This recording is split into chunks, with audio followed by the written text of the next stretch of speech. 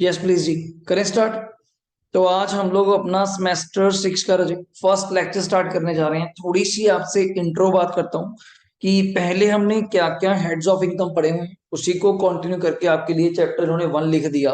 वैसे हमारे अकॉर्डिंग ये वहां पे जो खत्म हुआ, यूनिट 2 का last chapter is other source. उसके बाद अगला चैप्टर हमारा ये बनता है जिसका मैं शॉर्ट नाम कई बार रिपीट कर चुका क्लास में, क्लबिंग ऑफ इनकम। तो थोड़ी इंट्रो बात पहले आपको दिखा दूं। कंटेंट्स वही है जो लास्ट टाइम से 3-4 साल से इनका सेम चल रहा है, आज भी वही चैप्टर्स हैं। तो हल्का हल्का बात करते हैं। पहला नाम है एग्रीगेशन ऑफ क्या, इनकम। एग्रीगेशन क्या होता है? क्लब करना, टोटल करना, एक इनकम को जोड़ना। दूसरा डीम्ड इनकम्स, आपको एक बार क्वेश्चन थ्योरी टिक कराया था लास्ट सेमेस्टर में, अगर आपको याद हो। Unexplained expenditure, unexplained investment, unexplained money, unexplained amount, सारा डीम्ड इनकम है। 69 सेक्शन जहां पे आ गया cash credit. 69 A B C D E काफी है, जिसपे फ्लैट रेट टैक्स था, अगर आपको याद हो कितने percent, 60%। These are deemed incomes, okay. तो clubbing of income main chapter में क्या है, अगर आप थोड़ा ध्यान से समझ पाए। इनकम मिस्टर ए की है, वो इनकम टैक्स बचाने के चक्कर में उस इनकम को क्या कर रहा है, डाइवर्ट। डाइवर्ट मींस दैट अपने मिसिस के नाम शिफ्ट कर दी। मोस्टली बड़ी कॉमन एग्जांपल जो बड़ी चलेंगी, वैसे 10-11 पॉइंट है इसके। आप किस किस तरीके से इनकम डाइवर्ट कर सकते हैं। नंबर 1, जैसे कि प्रॉपर्टी मेरे नाम है, साहिल के नाम।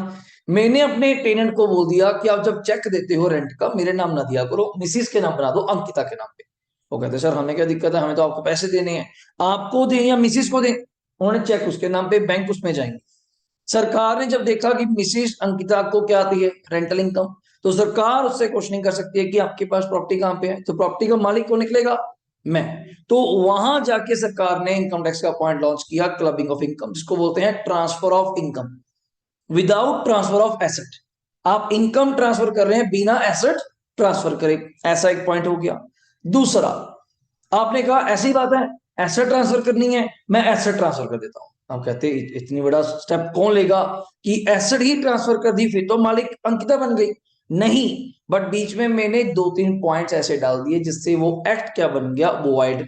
जैसे कि मैंने कंडीशन लगा दी, मिसिस के नाम प्रॉपर्टी ट्रांसफर कर रहा हूं, इससे जो भी रेंटल इनकम आएगा वो मेरी मिसिस इन्वेस्ट करेगी शेयर मार्केट में। तो ये तो कंडीशन हो गई।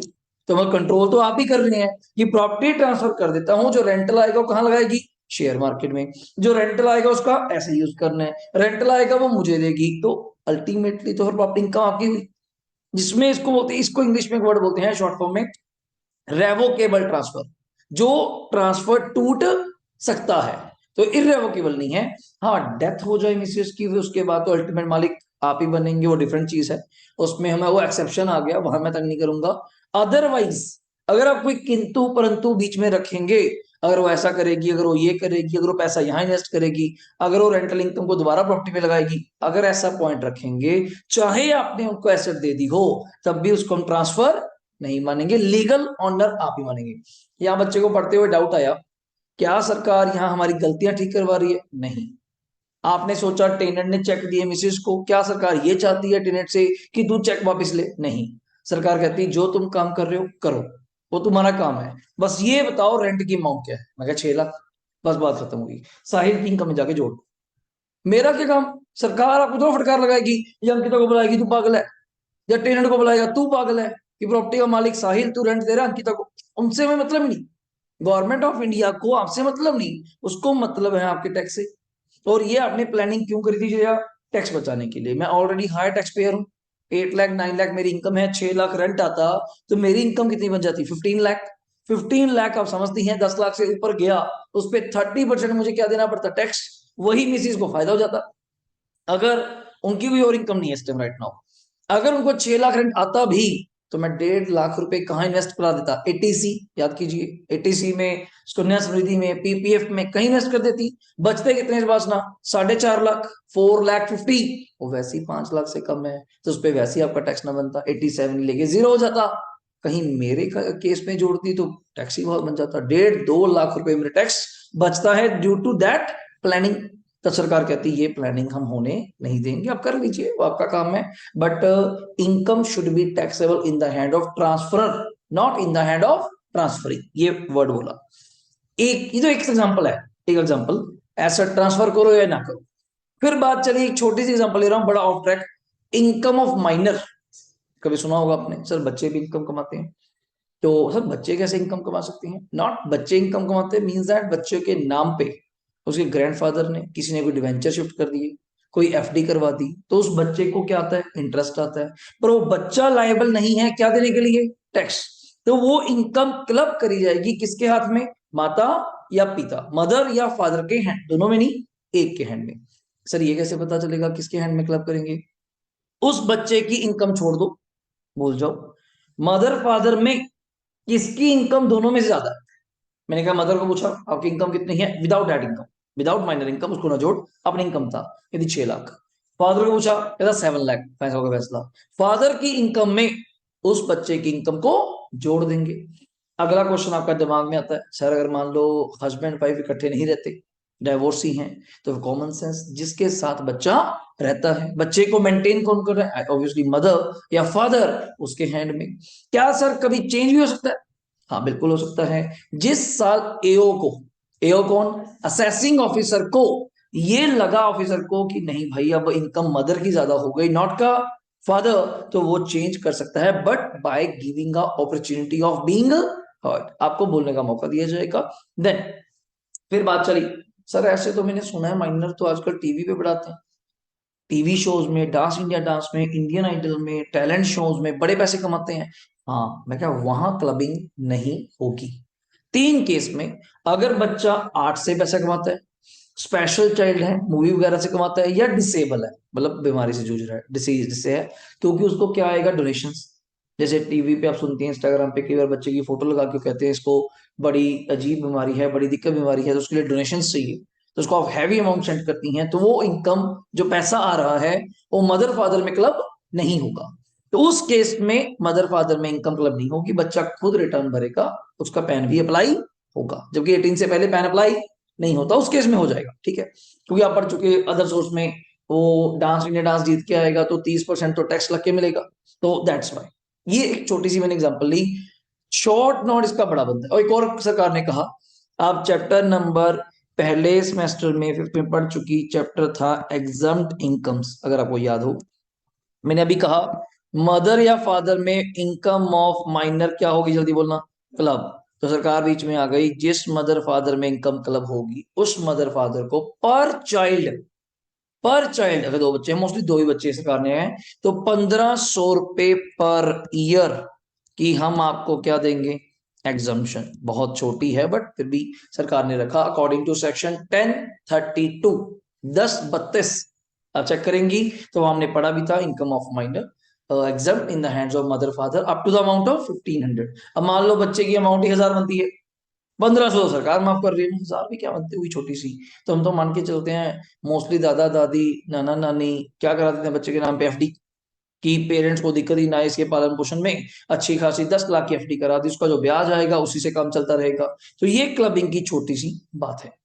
अगला चैप्टर पढ़िए, ये थोड़ा सा तो आप सुन चुकी है, set of and carry forward. Set of की ऑप्शन आपको मिलती है पहले साल, आप 5 हेड्स हैं आपके पास, सभी हेड से आप इनकम नहीं कमा सकती, एक हेड तो छूटेगा, वो है सैलरी या पीजीबीपी, दोनों इकट्ठे नहीं होंगे। सैलरी होगा तो पीजीबीपी नहीं होगा हमारे क्वेश्चनस में। वैसे लोग प्रैक्टिकली सोच लेते हैं सर ऐसा क्यों नहीं होता, मैंने तो लोग देखे हैं शाम के 5 बजे तक ऑफिस काम करते हैं, उसके बाद बिजनेस लगाते हैं। यहाँ 10 सेक्टर में बाहर का सूप लगाता है मान लीजिए, ठीक है, और शाम को आग लगाता है, अब शाम को 6 बजे आ जाता है, 9 बजे तक सूप लगा के चला जाता है। या कोई सैंडविचेस बनाता है, नॉर्मल वह काम है, वो बिजनेस नॉर्मल क्लर्क लेवल होएगा, 20-30 हजार सैलरी वाली, शाम को पार्ट टाइम काम भी करता है, तो उसके लिए है। बट हमारे क्वेश्चंस में दोनों कभी पैरेलल नहीं मिलेंगे, या तो सैलरी मिलेगा या PGBP as a whole businessman. आप एक नॉर्मल बंदे की एग्जांपल ले रही हैं, तो उसको हम पूरा बिजनेसमैन नहीं मानते, जो एक सूप वगैरह सैंडविच वगैरह कौन सा जीएसटी नंबर के इतना तगड़ा हाई फाई काम है, तो वो गिनती में भी नहीं आता, वो रिकॉर्ड में भी नहीं, सरकार को नहीं पता ये बंदा यहाँ सूप बेचता है और इतने पैसे अच्छे कमा लेता भी हो, ठीक है, वो उसका एक लिविंग स्टैंडर्ड कमाने के लिए बात है और कुछ नहीं। डन। कैरी फॉरवर्ड का मौका तब मिलेगा उपासना, अगले साल। पहले साल आपके पास अब बड़े नखरे होंगे, सैलरी में तो कॉमन सेंस से हमेशा ही प्रॉफिट आएगा, सैलरी में तो कभी लॉस हो ही नहीं सकता, सैलरी मिलनी है, कब मिलनी है? ज्यादा मिलनी है। हाउस प्रॉपर्टी में अगर आपको याद हो, मैं थोड़ी सी बात करूं आपके पास, पहला हेड क्या था, हमने मुझे बोला था सैलरी, सैलरी में तो हमेशा ही क्या आने वाली है, जल्दी बोलिएगा, इनकम। दूसरा हेड हमारे पास कौन है, हाउस प्रॉपर्टी। अगर याद हो हाउस प्रॉपर्टी में दो चीजें थी, एसओपी और क्या था, एलओपी। याद है, एसओपी में या तो नील रहेगा या हमेशा क्या था श्रेया, लॉस था। एलओपी में हमेशा इनकम या फिर क्या रहेगा, loss due to the interest. तो मैंने कहा सर ये तो फिर पॉसिबल नहीं है, एक जगह लॉस है और एक जगह आप कह रहे हो क्या है, इनकम है, तो इसको कैसे लेके चलेंगे अपन। तो हमने सोचा कोई बात नहीं सर, आप आपस में क्या कर लीजिए, सेट ऑफ। मैं भी क्वेश्चन भी देख रहा था कि मान लीजिए एसओपी में 40,000 रुपए का लॉस है। ठीक है सर, किसी भी कारण होगा, उसका कारण वैसे एक है, वो है इंटरेस्ट। ठीक है। एलओपी में मान लीजिए 60,000 रुपए की क्या है, इनकम। तो आप first year you have the option, आप 40 माइनस क्या कर सकती हैं, 60। तो आपने क्वेश्चनों में भी किया था, अगर आपको याद हो, 3 घर थे, 2 घर थे, तो 20,000 मेरी क्या होगी, इनकम। अब इसने किंतु परंतु कर दिया था आपस में ही, दूसरे वालों तो छोड़ो, अपने घर में इसकी लड़ाई होगी थी क्या। ये कहता, एलओपी वाला कहता, मैं मैक्सिमम लॉस एसओपी का फर्स्ट ईयर कितना सेट ऑफ करा सकता हूं, it's a 2 lakh. It's a 2 lakh. और ध्यान दीजिए ये लिमिट सिर्फ हाउस प्रॉपर्टी की है। मतलब बच्चा कहता मतलब ये 2 लाख ही करा पाएगा, हाँ जी। बाकी लॉस आपको क्या करना पड़ेगा, कैरी फॉरवर्ड या बाकी हेड से। ठीक हो गया। नेक्स्ट, पीजीबीपी में ज्यादा टेक्निकलिटी चलेगी, पढ़ाऊंगा आपको मैं।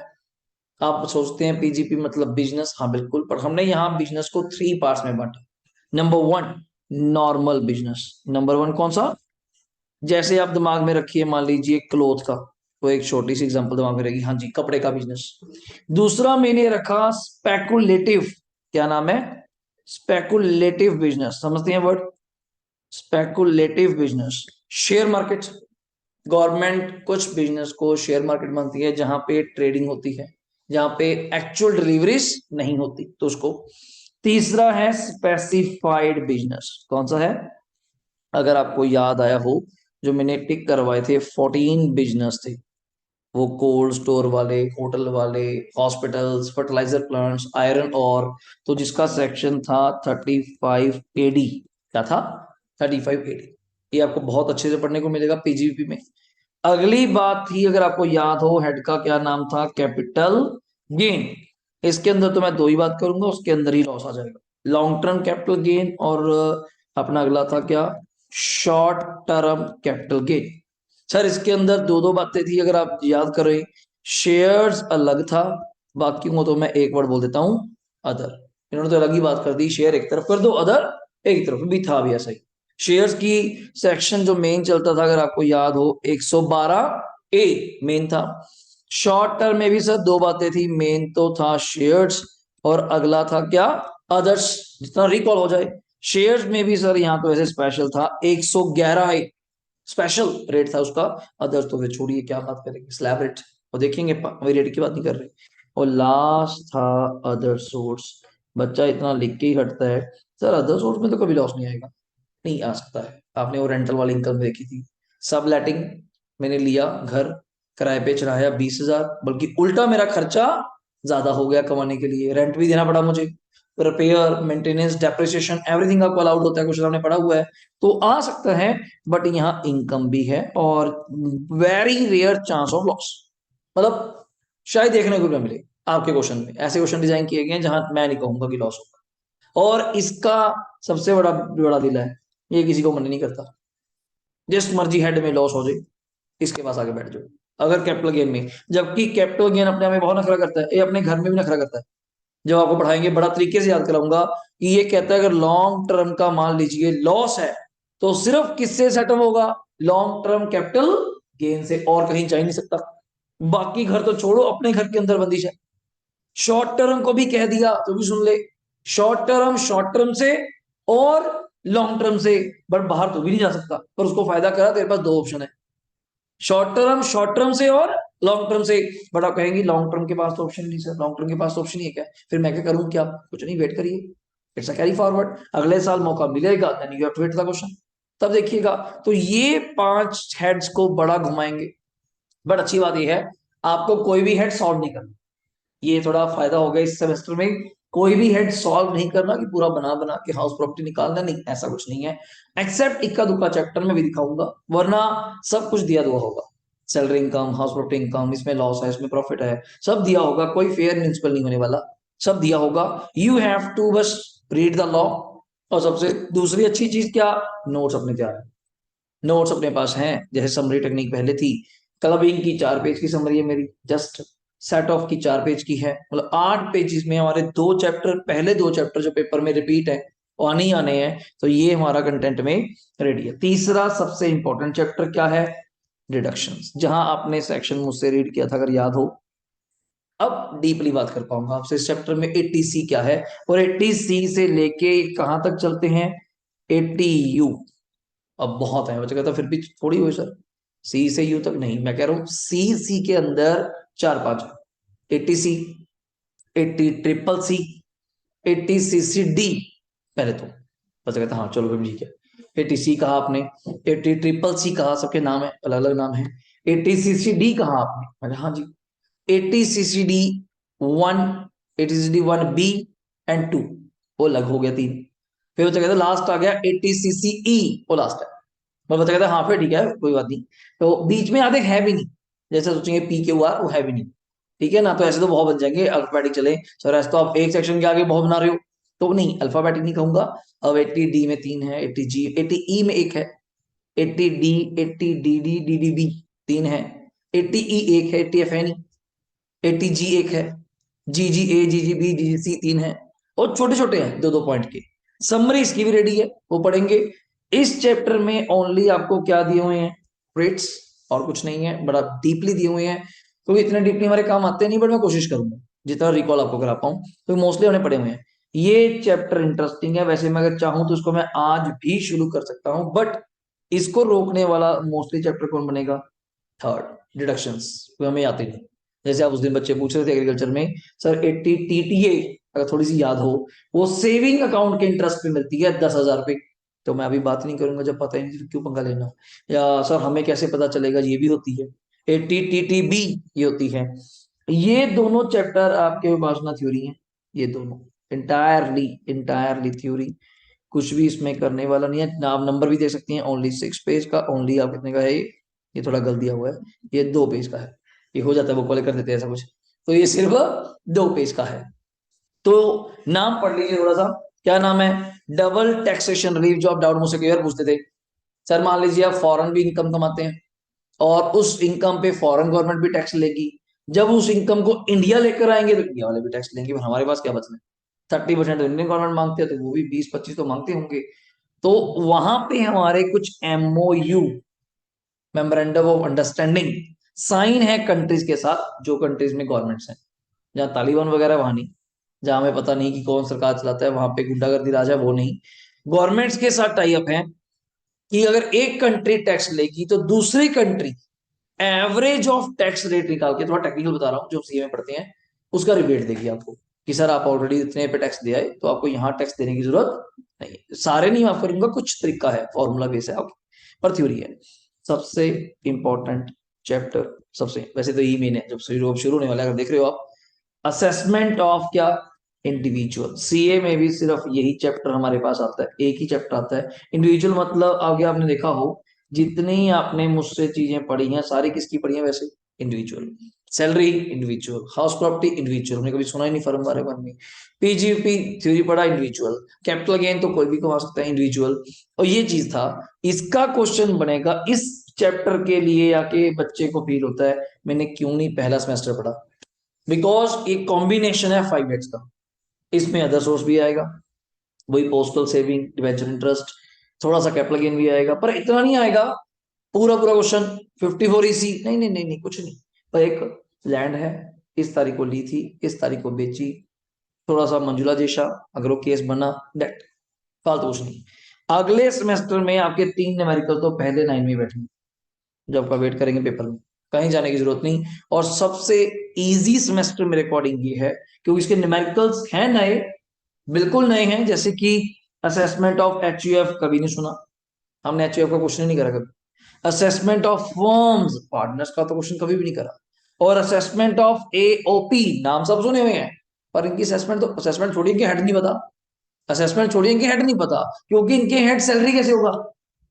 सोचिए, इनके हेड मोस्टली क्या होने वाले हैं? Capital gains, mostly business, PGBP mainly mainly, house property भी बहुत रेयर, वो फर्म वगैरह कैसे करेगी, सिंपल। तो यहां से जाके ये ये दोनों, ये आपके कौन से आ गए? इनकम टैक्स की अथॉरिटीज, एंड कौन सा चैप्टर है? रिटर्न्स। Entirely entirely theory. ओ सीआईटी कौन है, प्रिंसिपल चीफ कमिश्नर कौन है, उसकी पावर्स क्या हैं, उसका रैंकिंग क्या है, ये बच्चे बहुत कम करते हैं। मैं फर्स्ट डे तक चलता हूँ, क्योंकि बहुत ज्यादा टेक्निकल थ्योरी है, पावर वो इतना लिखता नहीं कि बच्चा। ये आपका अच्छा क्वेश्चन बन जाता है, जिसको आप शॉर्ट फॉर्म में बोलते हैं टीडीएस एंड क्या? टीसीएस। ये मैं जरूर पढ़ाऊंगा, और ये इंपॉर्टेंट भी है, आपके वैसे भी लाइफ में काफी काम आने वाला है। इसकी समरी समरी भी हमारी 25-30 पेज की, इस पे टाइम लगने वाला है अपने को, बाकी स्पीड बना के रखेंगे, ठीक है। Appeal and revision entirely theory. Penalties and prosecution में आप पेनल्टीज लर्न करेंगे, एक चार्ट बना करके 15 से 20 पेनल्टीज, जैसे एग्जाम इनकम आपने याद की थी, वैसे ही पेनल्टीज के मैं टिक करवाता हूँ कि 10-15 पेनल्टीज याद कर लीजिए, कभी कभार पेपर में आ सकती है। तो अगर मैं पूरा क्रक्स निकालता हूं अपने चैप्टर्स का, तो मेरे अकॉर्डिंग क्रक्स बनता है पहले 4 चैप्टर, पहले तीन बहुत ज्यादा इंपॉर्टेंट है, पहले 3। उसके बाद chapter number 5 as a short note question, tax liability. उसके बाद चैप्टर नंबर 8। तो ये मेन है मेरे लिए, इधर से पहले 3 सीधा, फिर जाके 6, फिर जाकर 8, मतलब 5-5। इधर से ही 5 बन गए, उधर 10 तो पक्के हो गए 16 में। बाकी 2-2 पेज के ज्यादा बड़े हैं ही नहीं, और किसी में 2 पेज, किसी में 3 पेज थ्योरी, तो उस अकॉर्डिंग है। तो ये अपना स्टाइल रहेगा, और ये रहे आपके टैक्स के स्लैब रेट्स, एक बार रिवाइज कर लेते हैं। Rates of tax assessment year, ये मेरा पुराने वाला है, ठीक है। इंडिविजुअल वगैरह आप इसको ऐसे ही देख लीजिए, क्या है, नॉर्मली चेंज तो कुछ आया नहीं, हार्डली चेंज आया था 87 में बस, वो आपको पता होना चाहिए। हाँ, और रिबेट चेंज हुआ था 5 लाख वाला, अभी वही है आपके टाइम पे भी। नहीं, बहुत शाबाश, ये तो ये तो सिंपल थे, ये क्वेश्चन आया भी था इसका तो, मुझे पता था। जब मैंने क्वेश्चन देखा आपका पेपर, वो एग्रीकल्चर वाला कह रहे होगे आप, मैं समझ गया था। मैं बहुत बच्चे यहाँ गलती करेंगे कि एचयूएफ देख के रिबेट दे देंगे, और 5 लाख वाला, जबकि एचयूएफ को रिबेट नहीं मिलती है। कहा था 3 कंडीशन है, इंडिविजुअल, टोटल इनकम 5 लाख या 5 लाख से कम, और रेजिडेंट। मुझे पता था, मैंने जब पेपर मंगवाया ना, मेरे स्टूडेंट ने ही पेपर दिया था, वो 4 बजे का राउंड फ्री हो गया होगा, उसका मुझे मैसेज आ गया, और सीए वाला ही है, उसने तो उड़ा दिया, न्यूमेरिकल पहले ही कर दिया सारे। कहता मैं तो बाहर आकर, मैं क्या पेपर, अच्छा हाँ, ये भी तो पेपर दे रहा है सच। कहता सर पेपर हो गया, मैं मुझे पीडीएफ भेज। मुझे साथ के साथ मैं ग्रुप में पढ़ा रहा था, पीडीएफ देखी मैंने, तो मैं क्या हो गया काम कि तो मैं शाम को मैसेज नहीं करी, कहीं हो गया है सर, थ्योरी ठीक रही, ओके रही, मैं चलो मुझे तो पता कैसी रही, ठीक है। ये ओवरऑल ट्रेंड बहुत ज्यादा, पर एक्चुअली क्या करना है, ठीक है उन्होंने कर दिया, आपने चीज पढ़ी हुई आपको आती है, अच्छी चीज है, बट उनको ऐसा करना नहीं चाहिए। जो एक ट्रेंड सेट बना होता है ना पेपर का, कि आप उतना लेवल पूछिए, नॉट हाइक। और उससे फायदा क्या होगा, पहले तो ये बात है कि आप क्या चीजें पूछ रहे हैं, कहाँ कहाँ से उठा के, जबकि पेपर देखा जाए आपका, जो इस बार अदर सोर्स का आई थिंक सो थ्योरी था, जो आपको मैंने बताया था, पढ़ के जाइएगा, इनकम पूछेगा कि right any 10-15 names of incomes, और पहले क्वेश्चन था मेरा थ्योरी में, कैपिटल गेन का डिट्टो इलस्ट्रेशन है। अगर आपने देखा होगा, 3 एसेट्स बेच के वो परसेंटेज निकालता था, अगर आपको याद हो, परसेंटेज के अकॉर्डिंग पैसा इन्वेस्ट करना था। हाँ, वही वही चीज। तो वो पेपर में देख लिया था प्रॉपरली, कि ऐसे कोई दिक्कत नहीं आई है। पहले वाले में हाउस प्रॉपर्टी मुझे ठीक लगा, एक बार सिंपल लगा, कोई दिक्कत नहीं, सैलरी तो करना ही नहीं था, द लीव इट, ठीक है, बट डन। तो मुझे वो चीज देख के ठीक लगी। छोट ओवरऑल अगर बच्चा करके गया हो, अगर बहुत ही बच्चा स्टिक करके गया, नहीं नहीं, उसी पैटर्न पे स्टक रहा कि मैं तो अदर सोर्स का न्यूमेरिकल ही करूंगा, वो पैटर्न देख के एक बार घबराहट हुई। मैंने एकदम जो पैटर्न देखा, मैं कहा ये क्या डाल दिया उन्होंने, ये क्या कर दिया, कौन सा क्वेश्चन आता था, क्या डाल रहे हैं ये, मतलब टेंडर। छोटे क्वेश्चनों में भी कुछ चीजें ठीक थी, डेप्रेशन वाला मुझे ठीक लगा, या एचयू वाला बस थोड़ा सा हलाया ही, वरना ठीक हो जाता। हाँ, वो ठीक था।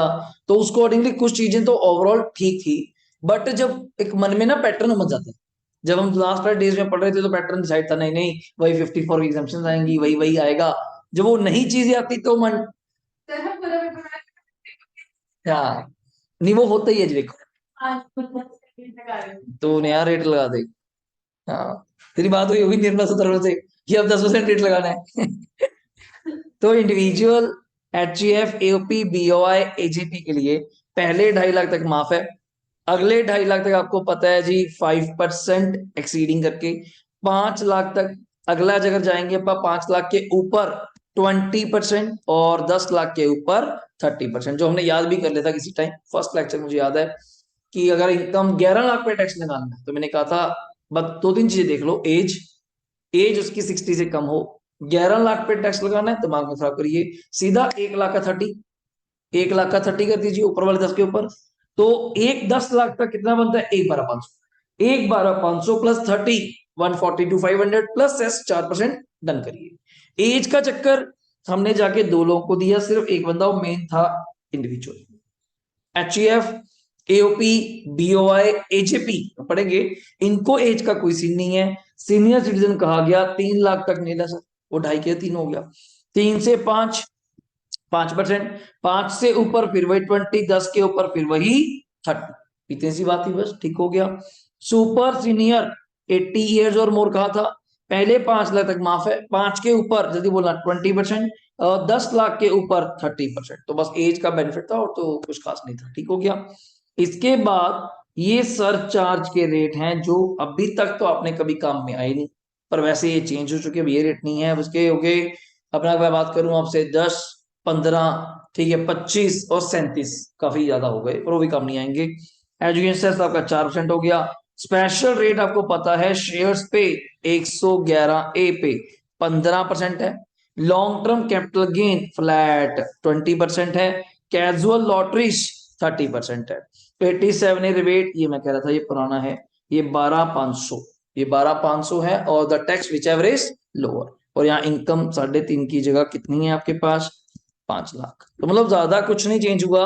अगर मैं मेन बात करूं तो ये सारे अब ज्यादा काम आने वाले हैं, हमारे पास यही चीजें काम आने वाली हैं, एग्रीगेशन में, सेट ऑफ में, डिडक्शंस में, टैक्स लाइबिलिटीज में, असेसमेंट में तो लास्ट में जाके मैं पूछूंगा ही आपसे क्या, असेसमेंट करने के बाद कि टैक्स लाइबिलिटी निकालिए, क्लियर। उसके बाद तीनों न्यूमेरिकल है, अच्छी बात तो ये है, जब असेसमेंट शुरू हो गया तो एचईएफ, फर्म, एओपी चारों इकट्ठे चलेंगे, ये समझिए चलो, आप प्रैक्टिस चलती रहेगी। थ्योरी इस बार कोशिश करेंगे थोड़ा हार्ड एंड फास्ट करके पहले ही खत्म करके रखेंगे, लास्ट तक ना रखें, लास्ट तक ओनली न्यूमेरिकल्स चलें। और डिडक्शन एंड टीडीएस की थ्योरी है, मतलब इसका जो क्वेश्चन आता है सेक्शन वाइज आता है, एक्सप्लेन द टीडीएस सेक्शन जो है, और पेनल्टीज में वही एग्जाम इनकम की तरह 10-12 कोई पेनल्टीज अपन लर्न कर लेंगे। मेन चैप्टर जिसमें चलने वाले हैं वो है क्लबिंग, इसके क्वेश्चन छोटे हैं, इसके हार्डली 5 इलस्ट्रेशन है, ज्यादा नहीं है, और 5-6 अनसॉल्व है। मेन है सेट ऑफ, सेट ऑफ के कम से कम 13-14 क्वेश्चन हैं, और बाकी अनसॉल्व, और आपको प्रैक्टिस में ज्यादा मजा आएगा। डिडक्शंस के तो बहुत ही ज्यादा, मतलब बुक भर रखी है आपकी, बुक वालों ने पता नहीं कैसे, वरना इस पे तो थोड़े थोड़े स्टेप इनकम से भी रिलेट कराएगा, इनकम से भी रिलेट कराएगा, और फिर जाके लास्ट में एक वर्किंग नोट बनेगा प्रॉपर किसका, डिडक्शंस का। आप पढ़ेंगे टीजी की बड़ी खतरनाक डिडक्शन बनती है, डोनेशन, डोनेशन कहाँ दी, कितने परसेंट पे दी, कितना डोनेशन माफ है, कितना टैक्सेबल है, वो सारी चीजें, रेट्स लर्न करने की यहाँ से जरूरत नहीं है, तब तक बच्चों के बुक्स आ जाएंगी। टैक्स लाइबिलिटी क्वेश्चन अच्छा है, पेपर में आते ही आता है इसका क्वेश्चन शॉर्ट में, और असेसमेंट का तो आना, मतलब अगर बड़े क्वेश्चन उससे उम्मीद कर रही हैं तो बड़े क्वेश्चन इसमें बनते हैं, पहला, दूसरा सेट ऑफ पक्का बन जाता है, तीसरा अपने पास बनता है डिडक्शन, और फोर्थ बनता है असेसमेंट ऑफ इंडिविजुअल। असेसमेंट तो मतलब कहते हैं सैलरी की तरह पक्का आना ही आना है, असेसमेंट के बिना तो काम ही नहीं करता था, उधर से कुछ पैटर्न हेर फेर करें तो may be it's a set of and carry forward, या डिडक्शन। न्यूमेरिकल में, न्यूमेरिकल में मैं तो डिडक्शन मानता हूँ, पर इनका पता नहीं चलता, ये डिडक्शन की थ्योरी मांग लेते हैं, ऐसे बनते हैं, जबकि डिडक्शन का बनता न्यूमेरिकल है, पर इधर सेफ है, इधर बेनिफिट है, हम तीनों के न्यूमेरिकल्स करके जाते हैं, ये सही हो गया, वरना क्या होता है ना, बड़े बेकार से होते हैं, इतने बड़े बड़े चैप्टर होते हैं, ये ठीक है, तीनों के न्यूमेरिकल्स करके जाने हैं, दो आने आने, चाहे वो असेसमेंट ऑफ, लास्ट टाइम भी पेपर था बच्चों का जो कोरोना के बाद हुआ, असेसमेंट ऑफ फर्म आ जाए, असेसमेंट ऑफ एओपी आ जाए, असेसमेंट ऑफ एचयूएफ, बच्चा कहता है सर कौन सा, कोई भी आ जाए, दो तो आनी आनी, सिंपल। तो इधर थ्योरी आपके पास सेफ रहती है टीडीएस या पेनल्टी लिखने के लिए, मतलब इस बार ऑप्शन ज्यादा अच्छी बन जाती है, पिछले बार तो क्या था, पीजी भी छोड़ना पड़ा, बड़ा भी ज्यादा था, कवर भी नहीं हो सकता वो, सीरियसली कवर भी नहीं हो सकता, लास्ट में जाते जाते तो, और ऊपर से सारा सिस्टम खराब करा ये छुट्टियां ने, जो बीच में छुट्टियां आई, अगर छुट्टियां ना आती तो उसी कोडिंग सिस्टम सही था, जितना हमारा तब तक हो जाता, तैयारी हो जाती है, बच्चा भी टच में रहता है, सारा चीज में सारा साफ है, जितना पढ़ रखा है वो भी साफ होता है। तो इस बार पेपर्स का पैटर्न पता नहीं ये कब रखते हैं, maybe in the maybe June या मई। चांसेस फिर हो जाते हैं क्लैश, बीकॉम या सीए वालों के साथ क्लैश ना हो, सीएस वालों के साथ, सीएमए वालों के साथ क्लैश ना हो, तो उसको देखते हुए तो अपनी तैयारी डे वन से स्टार्ट हो जाएगी, बाकी रेस्ट बच्चों को देखते हुए। तो ये एग्रीगेट ऑफ इनकम से ही मैं स्टार्ट करूंगा, क्लबिंग से। पर पॉइंट है कि एकदम से स्टार्ट कर दिया तो ये चैप्टर फिनिश है बस, फिर इसमें बचा कुचा कुछ नहीं। और डायरेक्ट शुरू करके एक दिन लॉ है, और आपकी बुक से भी पढ़ा दूंगा अच्छे से। मेरे नोट्स में तो आपको 4 पेज मिलेंगे, और इसके साथ मैं इकट्ठे दूंगा सेट ऑफ की। फिर ए अलग से दूंगा डिडक्शंस 2। असेसमेंट के इनके कोई नोट्स नहीं होते। लास्ट में फिर आपको मिलेंगे टीडीएस एंड पेनल्टीज, वो चीज है। कोई डाउट है तो एक बार मुझे बताइए। मेन मेन चैप्टर के इंडेक्स में जो घर बैठे हैं जी, अनन्या, आयुषी, कोई डाउट है जी? बिल्कुल बेसिक लेक्चर में कोई डाउट इंट्रो में? No sir. और बुक ले लिया नो आपने सर। वैसे? नहीं सर। बस बुक अरेंज कर लीजिएगा जब वहां से शुरू करेंगे, वरना प्रिंट आउट्स मैं भी निकाल के रखूंगा, आपको ग्रुप में मैसेज करूंगा। आप वो मुझसे any okay time sir. Collect कर सकते हैं मेरे ऑफिस में से। Okay sir. ठीक है रजी, थैंक यू।